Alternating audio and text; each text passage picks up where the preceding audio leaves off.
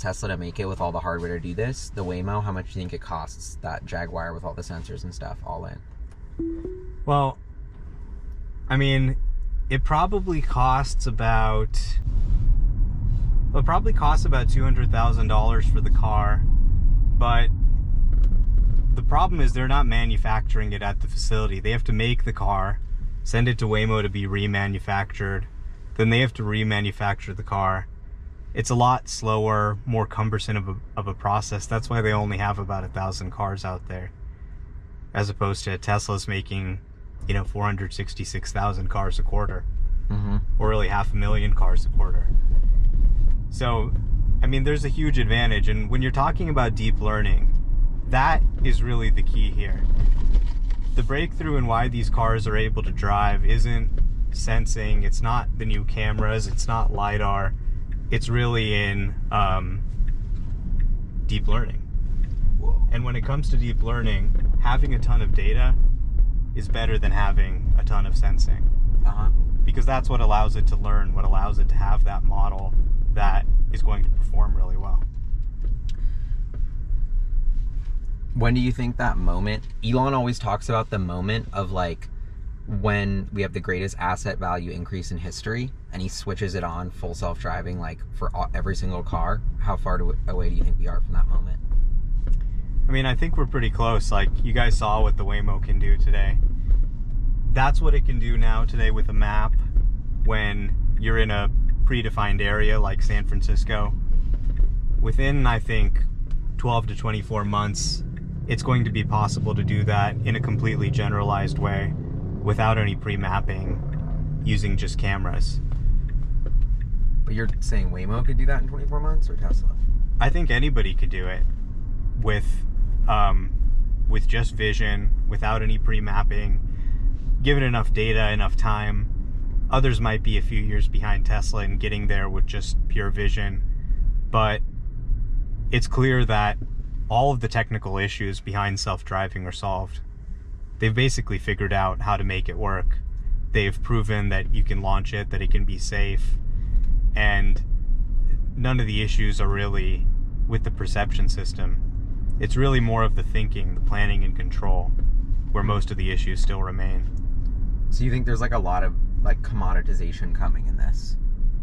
Oh yeah, totally. I mean, just look at what's happened with ChatGPT, with everything else, how open source LLMs have taken off. But in self-driving, it's harder, because with the internet, you just have a ton of text data available. With self-driving, there isn't a ton of data of people driving just available in the format you need. You need to send cars out yourself to gather the data, to really test and validate the software. And that's difficult to do. It takes time, it takes money, it takes training compute, and it takes, millions of cars at the end of the day going out there finding the needle in the haystack. This is all the weird data that's out there. Yeah.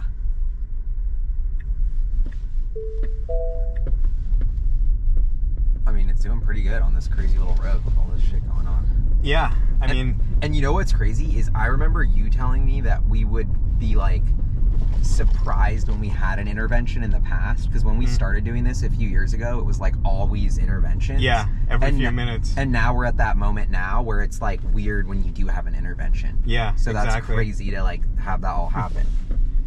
So you can see it's moving over for the pedestrians there. Such a cool view. Coit Tower, legendary SF spot. What do you think about the Tesla bot and how that plays into, because that's what the Tesla bot also is basically like learning the same way that the FSD is, where they just like show it stuff and it learns. Yeah. Like that seems like a game change. I don't know, for the Tesla stock. Like, yeah, the end-to-end training basically applies really well to what they're doing with the Tesla bot too. It's, to not have to explain with code how to do something, to not have to manually code each task, to be able to just show it something and it can figure it out. I mean, that's the real paradigm shift. Oh, so now I see what you're saying. The FSD visualizations are all there. Yeah. On that little screen.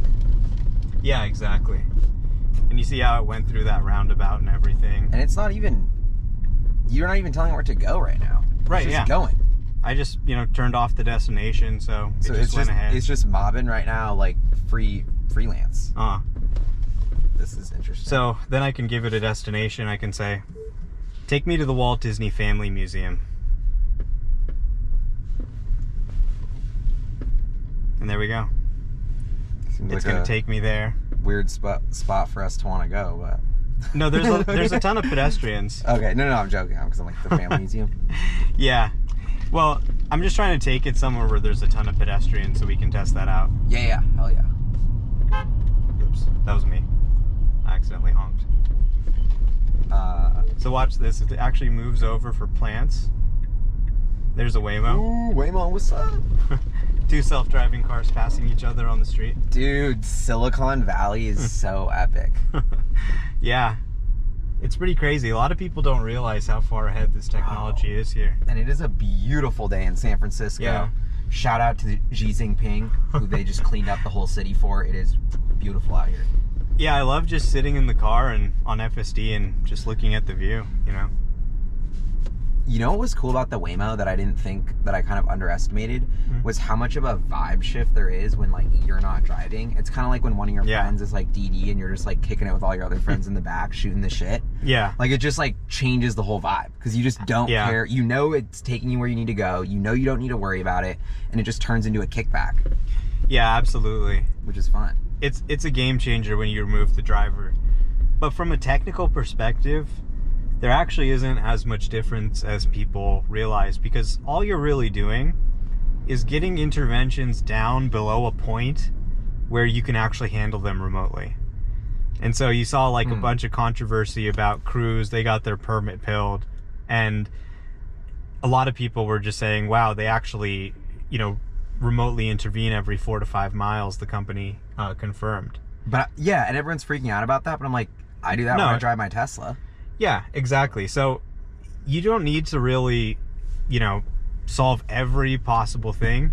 But if you can handle all the safety critical stuff locally on the car, you can just phone home about the stuff you're unsure about. People can give the car some help, tell it what to do. And over time, the car just handles more and more of itself autonomously and with less and less human feedback. So instead of one person driving one car, you could have one person driving 20 cars or something like that. Totally. Beautiful. So here's a 4-way intersection. There's someone on the scooter. There's another car. So funny. A pedestrian.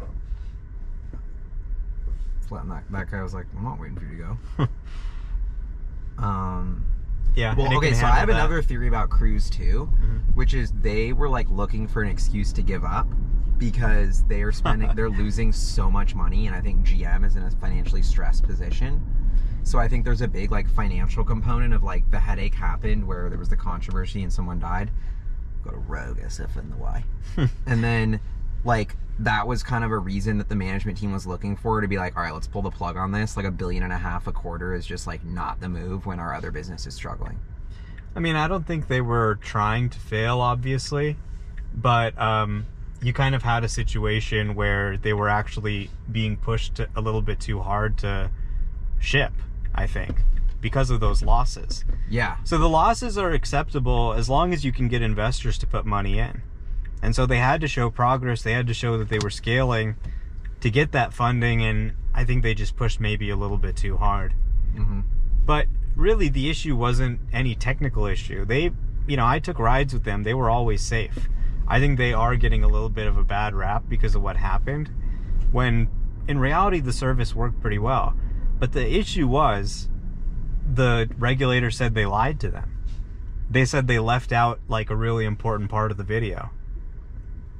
Interesting. That seems sketchy. So basically, like, a car hit somebody, they went flying, they went in front of the Cruise car, and the Cruise car detected that they hit the hood and stopped. But then it decided to pull over, and it pulled over and drove over the person and dragged him 20 feet. Holy fuck. Yeah. So, and then what happened is they showed reporters the video of what happened because they were trying to blame it on the other car. They were like, look, the person hit the other car, then went in front of us. But they cut out the part where they pulled over.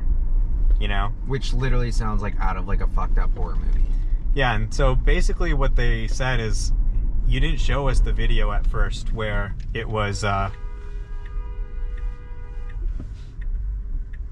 Just chaos on the streets. oh God.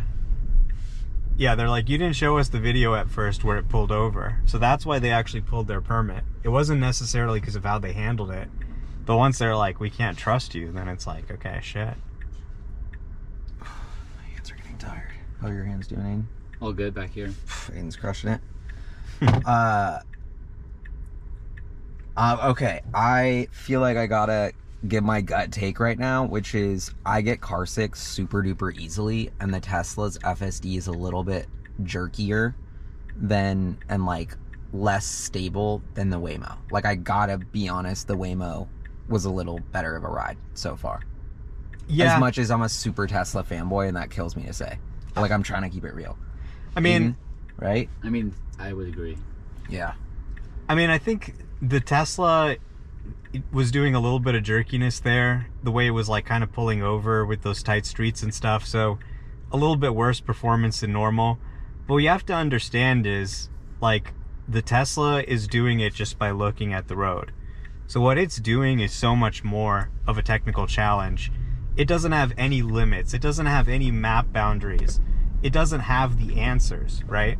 Like, the Waymo has all the answers in the map. It knows how everything is. It knows how to make the turns. It knows exactly where it is on the map. The Tesla has to figure it all out just by looking at cameras. And that's a handicap in some way, but it means you can go out of San Francisco. I can say, take me to Palo Alto. And this thing can take me on the highway. It can take me all the way to Palo Alto. The Waymo can't. The Waymo just can't do that. Going to other cities. So Waymo shows that it can be done. But once you can do it with pure vision, then you can do it anywhere. The world changes overnight. You literally have millions of cars that can run this software. And with the new end-to-end training system, it's going to be a lot smoother, a lot more human-like. I mean, this isn't even the latest version of version 11. This is 11.4.4 instead of 11.4.7.3. So they've released like several new versions since then. And they also have V12. And this is still doing pretty damn good, in my opinion. But and that I guess is like the key differentiator is like Waymo is in this tiny spot of downtown San Francisco. The Tesla's anywhere in the world. Well, so Waymo has all of San Francisco now. You can go pretty much anywhere in San Francisco. Okay. Like, I brought you guys over from Noe Valley. Yeah, like across town. Right. But, you know, if you want to go to Stanford, if you want to go to Berkeley, if you want to go to Cupertino, Waymo's not going to take you there. Interesting. It's only Tesla. I mean, it also feels like Tesla and Waymo are getting to the point of being much better than a human. Like, you can just feel it. Like, that's what Aiden and I were saying. It's like tech is about to eat such a big part of the economy with this, and it's just incredible when you like think about how early and how few cars are self-driving, but like the tech is already here, and it's like, holy shit, like this is all about to happen. And like, I don't know, it just is kind of mind-boggling to feel like we're in like this moment right before it becomes ubiquitous. And I frankly am like blown away that companies like Cruise and Waymo were able to like get good. Yeah. You know, like I wouldn't have expected that. I thought Waymo was like dead in the water. So I feel like I need to like eat my words on that. Be like, honestly, like they're crushing it. Like, props. And they are spending unlimited guap, but like, I mean, their driving is good, but they haven't actually even launched to people in San Francisco. They're basically live in one city, Phoenix. Right? Okay, but so that's just a closed beta that you're in? I'm almost like, what the hell are they even letting Omar? No, I mean, they're in LA now too. Yeah, they are in LA, so you need an invite for LA, you need an invite for San Francisco. Arizona, anyone can just download the app and use it there. Okay. So if you want to try it, you know, you can go to Arizona. But, I mean, you know, they're damn good, obviously. They've been doing it longer than anybody. This is what you're seeing is the result of 14 years. But then, like, you also kind of have to criticize them for, like, okay, it's been 14 fucking years and you're in one city, you know? Yeah. So it's good, but they haven't scaled. And that's what matters ultimately. Like, in terms of the impact they've had, like, how many crashes have they prevented, right? Probably not that many. Because even though they're really safe, you're just not going to have that many crashes with 1,000 cars anyway, right? So there's just a limit to how much good they can do. With Tesla, even just with a much more primitive vision system that works anywhere, rather than just working in San Francisco, they're preventing like hundreds of collisions every day. Yep. So, well, in terms of the actual value to people, you got to get it out, you got to scale it. Yep. It doesn't matter if the driving's great. I mean, obviously, you know, if you added maps to this, you added a ton of sensors to localize the position, then it would mask over a lot of the flaws in the AI. But the goal is like really... Google's playing a game it knows it can win every single time. Tesla's actually like out here in the real world. Yeah, and you know, they also know where they work and where they don't work, and they don't go anywhere where they have any issues. And all of these tricks, Tesla can use them too, right? They can tell the cars where to go. People don't really care. They just want it to get to the destination. They don't care how it gets there. So you can choose the route. Tesla's already storing metadata for each location. They're tracking like where things are working, where disengagements are common, rerouting people that way. All of these same sort of techniques they can also use. But with the end-to-end system, it's not going to be necessary. Like, that's the thing. At the end of the day, you don't need mapping. You don't need to know where you are at a centimeter level. You just need really good AI. You just need really good intelligence. And you saw like all the extra sensors, all the extra hardware, all the extra cost to get the Waymo to run. And this thing can do pretty well without any of that. Yeah, it's not doing too well today. Yeah, like, I don't know. My kind of like hot take is like, I feel that, but like, yeah, it's just not. I like as a consumer, I get the geofence part, but when it comes to the experience, like, I just don't give a fuck what the tech stack is. Like, I don't, you know what I mean? And like, well, I mean, you care about whether you can actually go where you want to go, right? Yeah, I care where if I go, I want to go, but like, I'm already like, if it was like, I needed to call an autonomous car and I was anywhere at San Francisco, based on this experience, I'm calling the Waymo. Because like, I would get way less car sick and be way less freaked out. But I don't know. That's just, this is me like super hot take, like trying to keep it real, you know? So I'm curious, like, I don't know. It's just interesting to like, to kind of see how Tesla has like a lot of pride with the camera thing, but then Waymo's taken a different approach. And from a consumer perspective, my confidence in the system, because, you know, yeah, Waymo's glossing over all the errors and they're like making it so it only knows where it can work, but my confidence as a consumer is therefore a lot, like I have a lot more trust in the AI, or I have a lot more trust in that. I don't know. Yeah, I mean, the direction it's going is just pure vision, just lapping everything else. It's actually going to be able to drive, you know, much smoother than even the Waymo, just because of the amount of human driving data they're pouring into V12. It can figure out these natural moves that, like, I've already been seeing this thing do moves that Waymo just can't match. Like, just so human-like, the way it navigates through things. Right now, it's, you know, maybe not having the best showing, but I've seen it pull off some moves that are just so much more human-like than anything Waymo can do. Yeah. And this is just, you know, an older version as well. With V12, it's just another level of smoothness. And again, you don't need any of the sensors. You don't need any pre-mapping. You can actually have millions of cars run it overnight. I mean, even if Waymo solved self-driving 100% with no mapping today, how long would it take them to make 5 million cars? Right? Yeah. As opposed to taking 5 million cars that already exist and making them self-driving. Yep. It's a huge difference. And it's fascinating to watch these two business models play out. Because they're so different, and yeah, it's really interesting.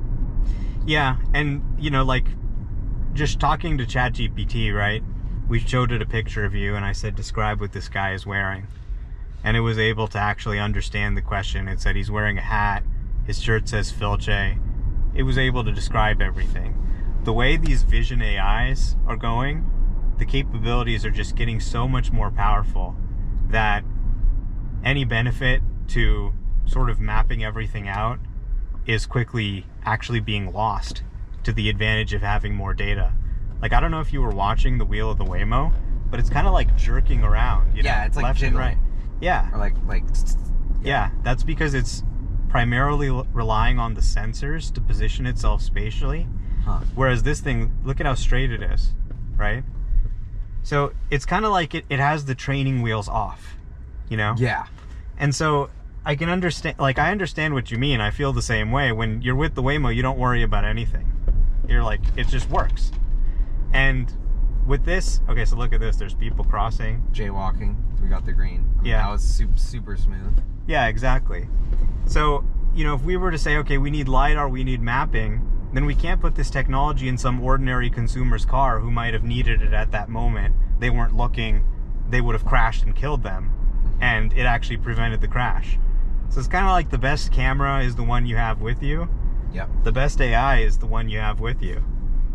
And their ability to understand these camera scenes is just like taking off like crazy. Like, sure, the Waymo has that much of it, has a little bit of an advantage, but is it really that dramatic of an advantage that you think that with V12, V13, they couldn't overtake it? I just am going off what I'm seeing now. Yeah. Like, I don't want to like give credit for something that doesn't exist yet that I haven't felt myself. And as like a non-tech savvy Tesla consumer who is like always like so the flip side is like I use FSD in Seattle all the time now. Like, yeah. I actually use it. Like, it used to just be a lot of interventions. Like, Seattle's a really tricky, like, urban area. Like, every street's a one-way, but it's a two-way. And there's parked cars on each side, and there's roundabouts, and it's just really hard. Yeah. And now I use it all the time in Seattle because I just, like, it's a more stress-free way to drive, and it, like, is really fun to show my friends, and it's super useful, and I actually use it a lot. Yeah. So that has been giving me, like, a lot of, like, bullishness on what Tesla's doing, of like Gali as a consumer who drives like a grandma and is cautious AF is now using Tesla FSD all the time, and I'm like a laggard in that way. So I'm like hella impressed with Tesla's progress in that, because I've literally owned the car and felt like I feel the usefulness go up to where it's actually adding value. It's not just me testing it to like make a video anymore. And you know, you would probably love to use Waymo, except you can't. Yeah. It's just not in Seattle. And that's a direct result of the tech decisions they've made. So I know it's like really hard for people to understand. They're super skeptical of the vision-based approach, but that's what has actually allowed people to use it all over the country, right? Yeah. And get good at things all over the country where Waymo isn't even trying those certain types of obstacles that are in Seattle. Whereas FSD, they have to handle the whole Like, world. look at this right here. Yeah, Pretty people good. crossing.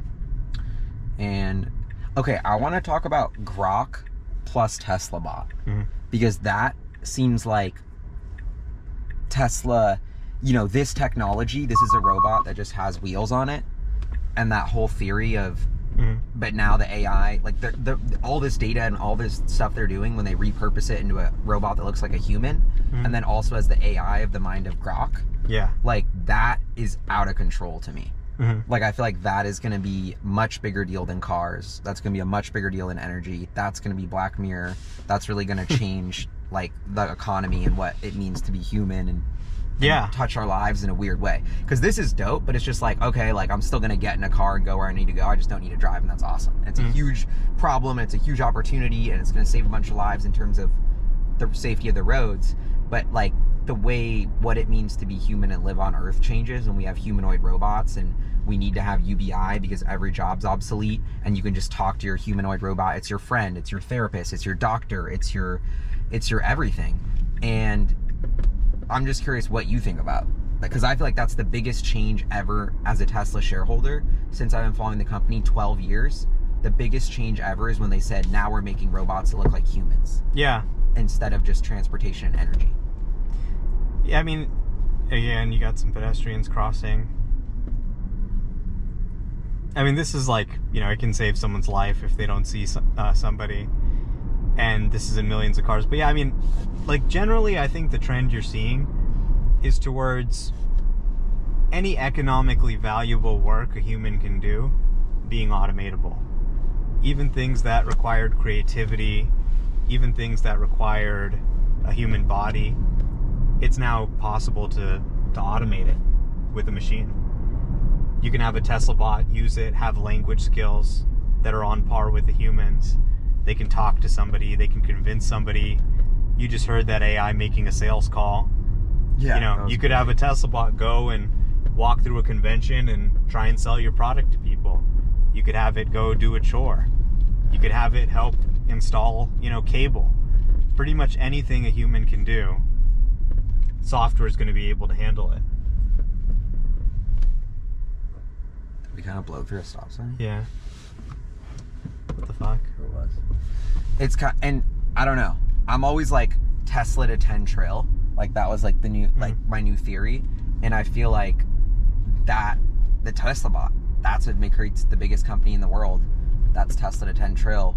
It's like, I don't know, just in terms of the nerdy economic side of it, it's hard to even fathom.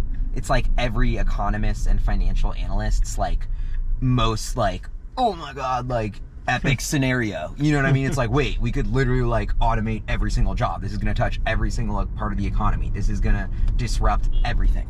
Yeah. And it's like, holy shit. It's even like, it's hard to even, and we've always been hearing about AI, and now the fact that it's like all happening and it's in the form of this like Tesla bot, like bringing the AI out of your phone into something that can walk and navigate the real world is a big step that OpenAI doesn't have yet. So that's why it feels like the Tesla bot combined with Grok, combined with Neuralink, to like essentially control your fleet of Tesla bots in the world and just think like, I want my Tesla bots to build this, and then I can just, if I have enough economic resources, I could have an army of Tesla bots instantly build me a factory to do whatever the fuck I wanted. Like, it's hard to even fathom how crazy all that is. Yeah. It's Gali, maybe stop recording and then record again. I'm just Yeah, I mean, it's going to be a very different type of economy than anything we've ever seen before. Yeah, pretty much. Like, does it scare you? No, I think it's going to be great. I think it'll solve a lot of problems. I mean, all technology has good sides and bad sides, but I think it'll probably do a lot more good than it'll do bad. People tend to be focusing a lot on the negatives right now and not, debts being prevented, disease being cured, things like that. I mean, we're really looking at an inflection point in the economy. Companies could really run almost entirely autonomously. This is beautiful. Dude, San Francisco is incredible right now. This looks like out of a movie. So check this out. You got pedestrians. Just like such a shit You got show. animals. You got people. And now like, this is hella funny. The pedestrians like waving you along. It's like...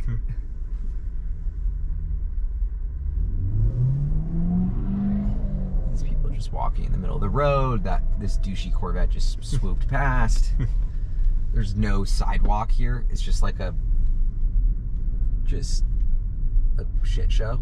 You got kids. This is pretty intense. Yeah. And look, it can handle this with just computer vision. So what can't it handle if it can handle this?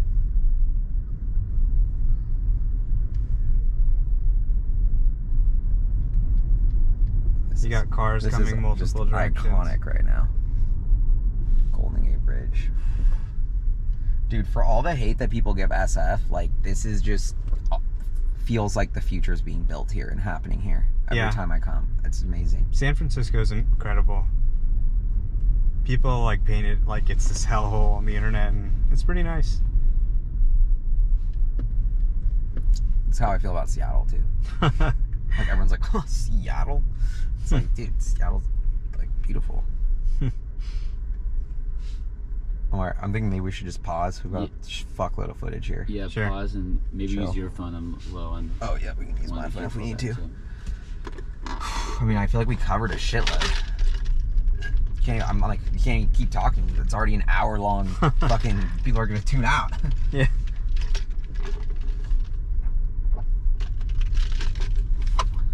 You want me to drop you guys back where you were?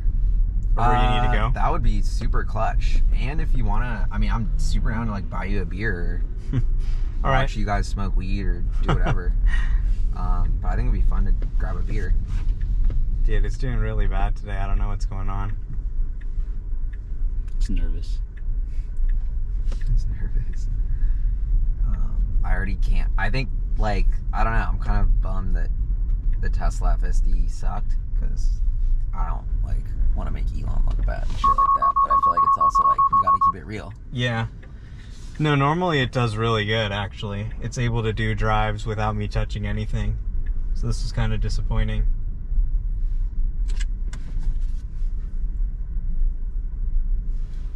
Okay, we've decided that this is a once in a long time FSD fuck up, and like Omar was saying this is a particularly bad drive. Aiden said it got nervous.